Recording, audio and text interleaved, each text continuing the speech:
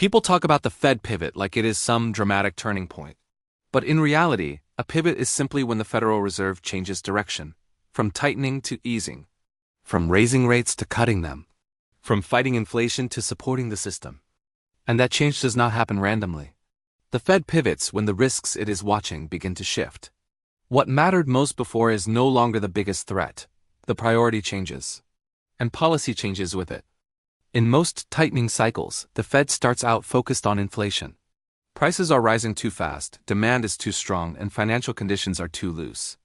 So the Fed raises rates, removes liquidity, and tries to slow the economy down. But tightening always creates pressure. Higher rates raise borrowing costs. Liquidity becomes scarcer. Credit gets tighter, asset prices come under stress. And eventually, something in the economy or financial system begins to weaken. That is where the pivot begins.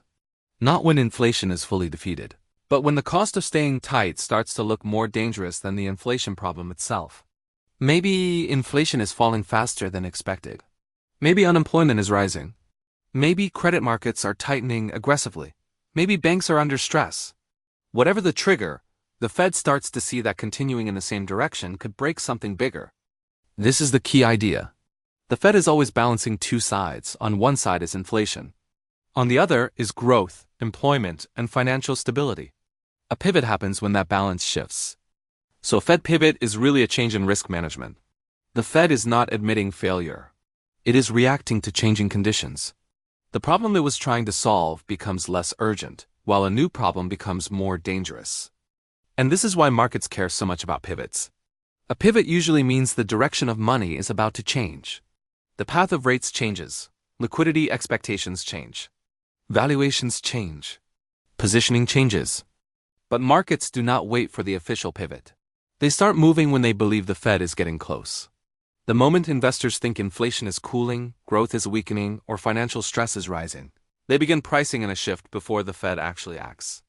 That is why stocks often bottom before rate cuts begin, and why bonds often rally before the first cut happens.